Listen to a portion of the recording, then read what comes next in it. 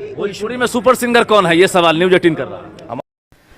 जब रितेश पांडे से पूछा गया कि भोजपुरी का बेस्ट सिंगर कौन है, जी हाँ दोस्तों, जब एक इंटरव्यू के दौरान रितेश पांडे से लगातार सवालें पूछी जा रही थी, उसी बीच में एक सवाल पूछा गया कि आपको भोजपुरी का बेस्ट सिंगर कौन लगता है और भोजपुरी का बेस्ट सिंगर कौन है। तो दोस्तों रितेश पांडे ने क्या जवाब दिया, आइए सुनते हैं। सुनने से पहले दोस्तों इसको हम बता दें कि ये जो सवाल है वो न्यूज़ 18 ने पूछा था, ये सारा क्रेडिट न्यूज़ 18 को ही जाता है। तो चलिए अब सुनते हैं रितेश पांडे के ही जुबानी की भोजपुरी का बेस्ट सिंगर कौन है अभी के डेट में, पहले और अभी में क्या है।